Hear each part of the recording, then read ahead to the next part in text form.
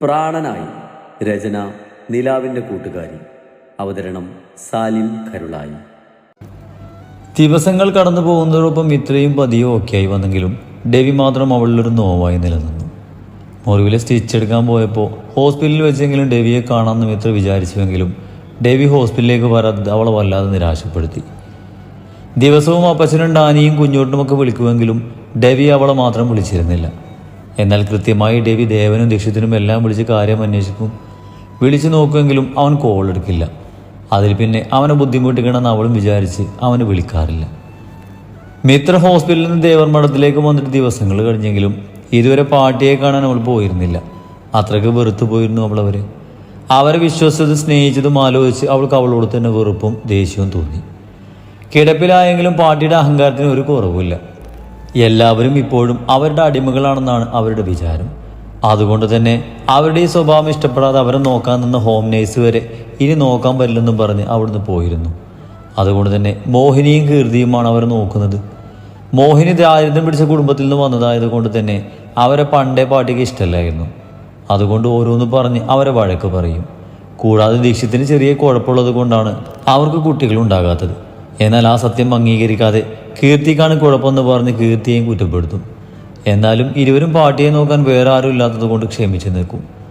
പാട്ടിക്ക് വേറെയും മരുമക്കളുണ്ടെങ്കിലും പാട്ടിയുടെ സ്വഭാവം കൊണ്ട് അവരാരും പാട്ടിയുമായിട്ട് സ്വരച്ചേർച്ച ഇല്ലാത്തത് കൊണ്ട് അങ്ങോട്ട് വരത്തില്ലായിരുന്നു.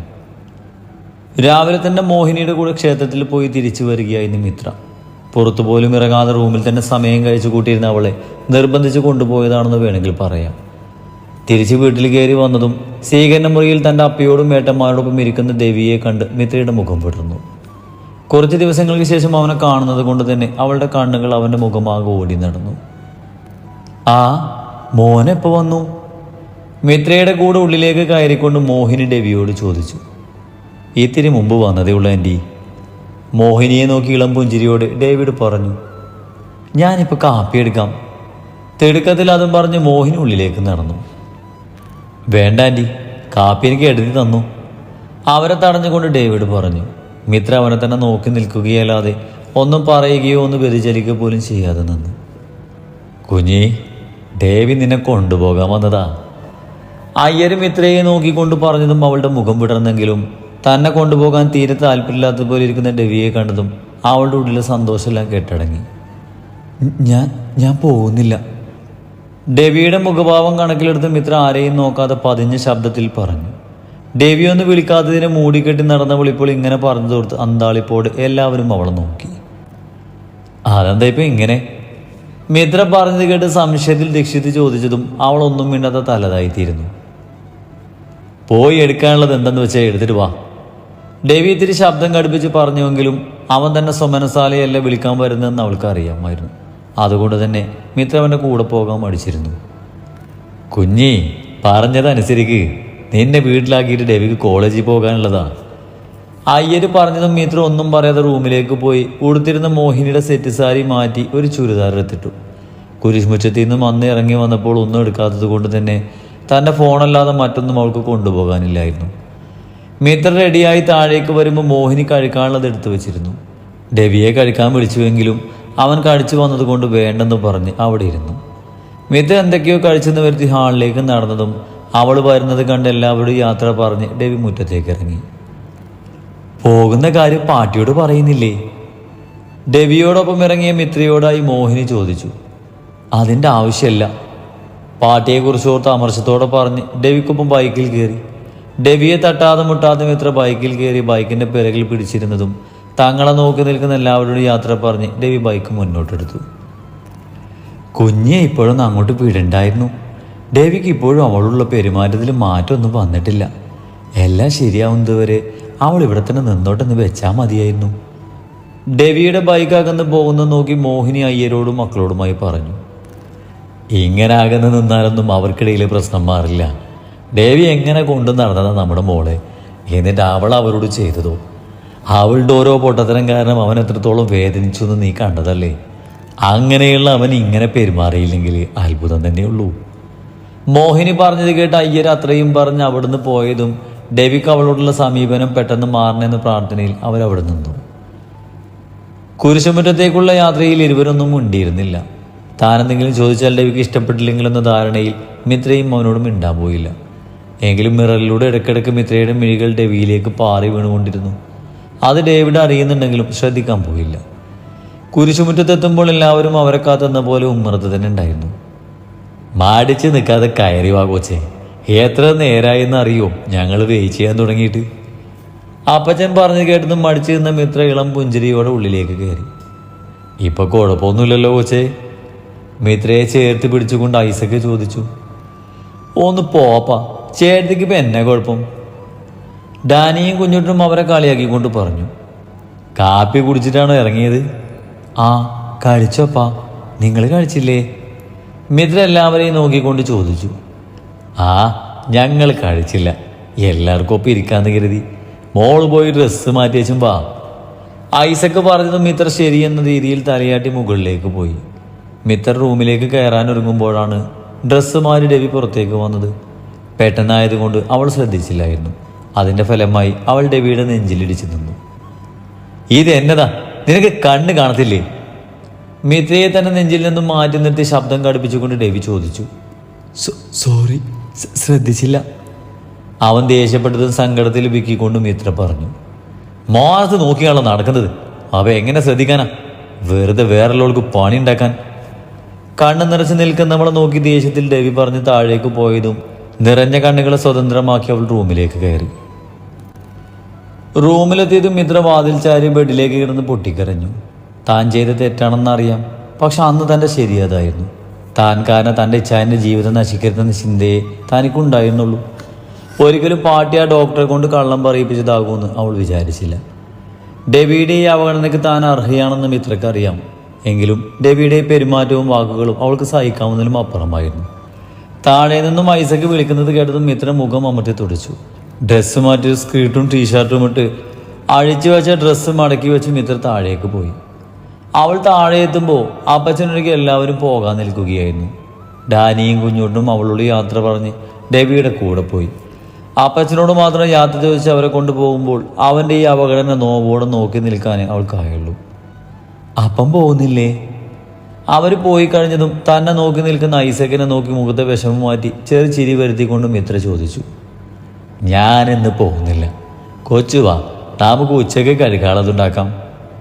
അവളുടെ വിഷമം മനസ്സിലാക്കി ഐസക്ക് അതും പറഞ്ഞ് അവളുടെ ശ്രദ്ധ കുറച്ച് നേരത്തേക്കെങ്കിലും മാറ്റാനായിട്ട് അവളെയും കൂട്ടി കിച്ചണിലേക്ക് പോയി. ഡെവിക്ക് മിത്രയോടുള്ള പെരുമാറ്റം അയാൾക്ക് ബോധിച്ചില്ലെങ്കിലും അവർക്കിടയിലെ പ്രശ്നം അവർ തന്നെ തീർക്കുന്നതാണ് നല്ലതെന്നായിരുന്നു അപ്പച്ചന്. വൈകിട്ട് കോളേജിൽ നിന്നും ഡെവി നേരെ പോയത് സൂപ്പർ മാർക്കറ്റിലേക്കായിരുന്നു. മിത്ര വീട്ടിലുണ്ടായതുകൊണ്ട് അവൾ തന്നെ കാത്തിരിക്കുകയാണെന്ന് അറിയാവുന്നതുകൊണ്ട് മനഃപൂർവ്വം തന്നെയായിരുന്നു ഡെവി വീട്ടിലേക്ക് പോകാഞ്ഞത്. രാത്രി വരെ സൂപ്പർ മാർക്കറ്റിൽ ഇരുന്ന് സമയം തള്ളി നീക്കിയാണ് ഡെവി വീട്ടിലേക്ക് പോയത്.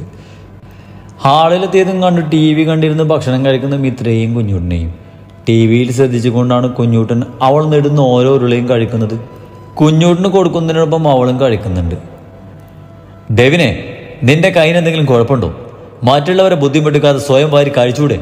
വെറുതെ ശല്യമാണെന്ന് പറയിപ്പിക്കണോ നീ?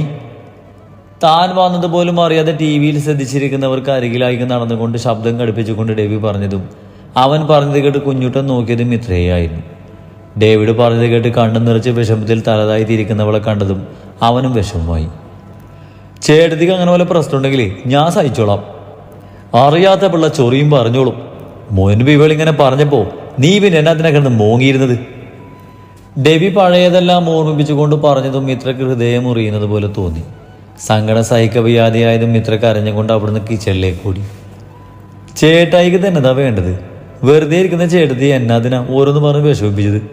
പാവം, മനഃപൂർവ്വം അല്ലെങ്കിലും ചെയ്തു പോയതൊക്കെ ഓർത്ത് ചേട്ടത്തിക്ക് നല്ല വിഷമമുണ്ട്, അതിങ്ങനെ വേദനിപ്പിക്കേണ്ട ആവശ്യമില്ല. മിത്രക്ക് അറിഞ്ഞു പോയത് കണ്ട സങ്കടത്തിൽ ഡെവിയെ നോക്കി ശബ്ദം കടുപ്പിച്ച് അത്രമാത്രം പറഞ്ഞ് കുഞ്ഞുട്ടൻ അവൾ പോയ വഴിയെ പോയതും അവരെയൊന്ന് നോക്കി ഡെവി റൂമിലേക്ക് പോയി. കുഞ്ഞുട്ടും മിത്രയും നേരത്തെ കഴിച്ചത് കൊണ്ട് ഡെവിയും അപ്പച്ചനും ഡാനിയും മാത്രമേ കഴിക്കാനുണ്ടായിരുന്നുള്ളൂ. ഡെവി കഴിച്ചു കഴിഞ്ഞ് കിച്ചണിലെ പണികളെല്ലാം ഒതുക്കി റൂമിലേക്ക് പോകാൻ നിന്ന ഡെവി ഐസക്ക് വിളിച്ചു. എന്നതാപ്പാ? നീ എന്നാത്തിനടാ കൊച്ചിനെ ഇങ്ങനെ വിഷമിപ്പിക്കുന്നത്? അവൾക്കൊരു തെറ്റുപറ്റി, അതിനാ കൊച്ചു പശ്ചാത്തപിക്കുന്നുണ്ട്. പിന്നെയും എന്നാത്തിനാ ഡെവി അതിനോട് ഈ അകൽച്ച കാണിക്കുന്നത്? അവൾ ചെയ്തത് വെച്ച് നോക്കുമ്പോൾ ഞാനിപ്പോൾ അവളോട് കാണിക്കുന്നത് കുറഞ്ഞ ശിക്ഷയാണ്. അവൾ ചെയ്ത പൊട്ടപ്രവൃത്തി കാരണം എത്ര കാലം ഉരുകി ജീവിച്ചെന്ന് അറിയോ അപ്പന്? അവളും ഉരുകിത്തിനായിരുന്നു രവി കഴിഞ്ഞിരുന്നത്. അവൾക്കതായിരുന്നു ശരി. അവളെ കുറ്റപ്പെടുത്തുകയല്ലാതെ നീയൊക്കെ എപ്പോഴെങ്കിലും അതിൻ്റെ ഭാഗത്തു നിന്നൊന്ന് ചിന്തിച്ചിട്ടുണ്ടോ? നിന്നോടുള്ള സ്നേഹം കൊണ്ടല്ലേ രവി ആ കൊച്ചു അങ്ങനെയൊക്കെ ചെയ്തത്? സ്നേഹം? ആ പാട്ടിയുടെ സ്വഭാവം അവൾക്കറിയില്ലേ? പിന്നെ എന്തിനാ അവൾ അവരെ വിശ്വസിച്ചത്? അതിന് കൊച്ചിന് കുഴപ്പമുണ്ടെന്ന് പറഞ്ഞത് പാട്ടിയല്ല, ആ ഡോക്ടറാ. ഒരു ഡോക്ടർ അങ്ങനെ പറയുമ്പോൾ ആരായാലും വിശ്വസിച്ച് പോകില്ലേ? അതിനറിയത്തില്ലല്ലോ പാട്ടി ആ ഡോക്ടറെ കൊണ്ട് കള്ളം പറയിപ്പിച്ചതാണെന്ന്. അവളുടെ സ്ഥാനത്ത് വേറെ ആരാണെങ്കിലും ഒരു ഡോക്ടർ അങ്ങനെ പറയുമ്പോൾ വിശ്വസിക്കും. തെറ്റ് നിന്റെ ഭാഗത്തുണ്ട് രവി. അവൾ ഇവിടുന്ന് പോകുന്നതിന് മുമ്പ് കാര്യങ്ങൾ അറിഞ്ഞത് മുതൽ അവളുടെ സ്വഭാവത്തിൽ മാറ്റം വന്നപ്പോൾ തന്നെ നിനക്ക് മനസ്സിലായതല്ലേ അവൾക്കുള്ളിൽ എന്തോ കിടന്ന് പുകയുന്നുണ്ടെന്ന്. ആ കാര്യം അവളായി പറയുന്നതും കാത്തു നിൽക്കാതെ നിനക്ക് കാര്യം തിരക്കാൻ വായുന്നില്ലേ? അതിനുള്ള അവകാശം നിനക്കില്ലേ? എന്നിട്ട് നീ അത് ചെയ്തോ? അവൾ ഉള്ളിലുള്ളതൊക്കെ തുറന്നു പറഞ്ഞാൽ അവളെ തിരുത്താൻ പറ്റുമായിരുന്നില്ലേ? എന്നിട്ട് ഇവ കുറ്റവും പഴിയും എല്ലാം അതിന് മാത്രം. ആത്മാർത്ഥമായി പശ്ചാത്തപിക്കുന്നവർക്ക് മാപ്പ് കൊടുക്കാന്നാ. ഇനി നിന്റെ ഇഷ്ടം പോലെ ചെയ്യ്.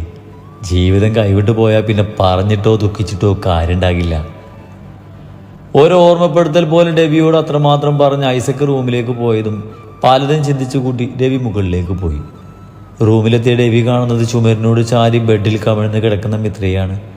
മുഖം കാണുന്നില്ലെങ്കിൽ കൂടിയും അവൾ ഉറങ്ങിയിട്ടില്ലെന്ന് രവിക്ക് മനസ്സിലായിരുന്നു. രവി റൂമിലേക്ക് വന്നത് അറിഞ്ഞുവെങ്കിലും കുറച്ച് സമയം കഴിഞ്ഞിട്ടും അവൻ കിടക്കുന്നത് കാണാഞ്ഞതും എണീറ്റ് നോക്കിയ മിത്ര കാണുന്നത് തറയിൽ പാവിരിച്ച് അതിൽ കിടന്ന് ഫോൺ നോക്കുന്ന രവിയാണ്. ഈ ചായ. അവൾ ബെഡിൽ എണീറ്റിരുന്ന് പതിയെ രവിയെ വിളിച്ചതും രവി അവളെ നോക്കാതെ അമർത്തി മൂളി. എന്താ അവിടെ കിടക്കുന്നത്? ഇവിടെ സ്ഥലമുണ്ടല്ലോ. രവിയോടായി മിത്ര ചോദിച്ചതും അവളുടെ ചോദ്യം കേട്ടിട്ടും രവി ഒന്നും മിണ്ടാതെ ഫോണും നോക്കി കിടന്നതും മിത്ര അവനെ തന്നെ നോക്കി ബെഡിലിരുന്നു. കണ്ണുനീർ കാഴ്ചയെ മറക്കാൻ തുടങ്ങിയതും ചുണ്ടുകൾ കടിച്ചു പിടിച്ച് കരച്ചിലൊതുക്കി അവൾ പില്ലോയിലേക്ക് മുഖം പോയിട്ട് കിടന്നു.